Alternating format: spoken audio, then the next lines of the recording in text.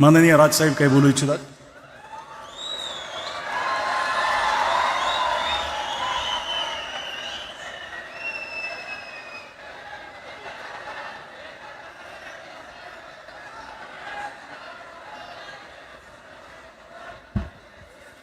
मला माफ करा, मगाशी माझ्या भाषणामध्ये त्या ओघात जे पक्ष या सगळ्या लढ्यामध्ये सामील झाले त्यांची नावं घ्यायला मी विसरलो.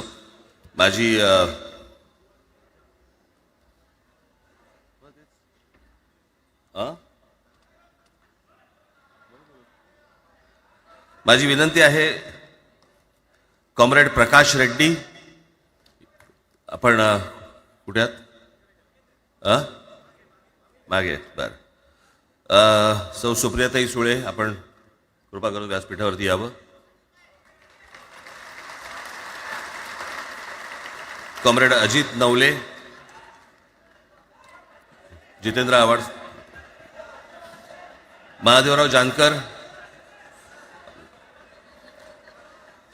शेतकरी कामगार पक्षाचे आमचे जयंतराव कुठे गेले? मागे आहेत. बरं, आपण व्यासपीठावरती यावं सर्वांनी.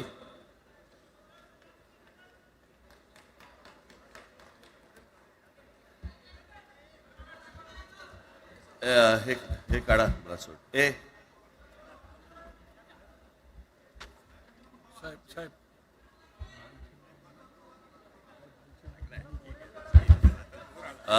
मुडगेकर साहेब, आपण पण मुडगेकर साहेब, आपण वरती यावं, व्यासपीठावरती यावं.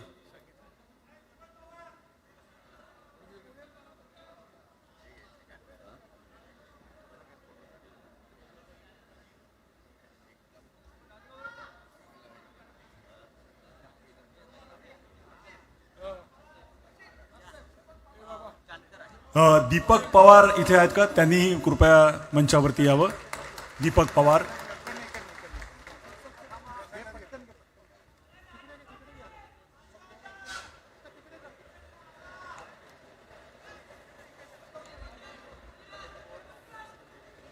दीपक पवार इथे उपस्थित आहेत का? मागे कुठेतरी बसले असं मला कळलं.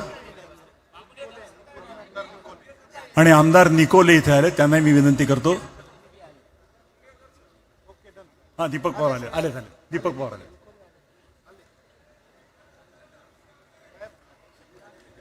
तर मंडळी, ही मी मगाशी म्हटलं तसं सुरुवात आहे. महाराष्ट्रातील प्रत्येक माणूस मराठी बोलताना पाहायचं असेल तर ही त्याची सुरुवात आहे. मी निमंत्रकांतर्फे आपल्या सर्वांचे आभार मानतो. सर्व पक्षांच्या प्रतिनिधींचे, नेत्यांचे, सगळ्यांचे आभार मानतो निमंत्रकांच्या वतीने. मराठी भाषेसाठी आणि मराठी माणसासाठी असेच उत्सवी दिवस येत राहोत आणि महाराष्ट्राची नेहमीच प्रगती होवो अशी सदिच्छा व्यक्त करून आणि आयोजकांचे आणि उपस्थित सर्व मराठी जनांचे आभार मानून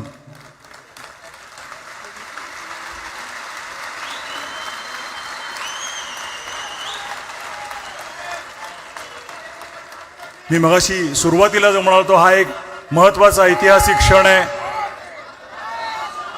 या ऐतिहासिक क्षणाचे आपण सगळे साक्षीदार आहोत.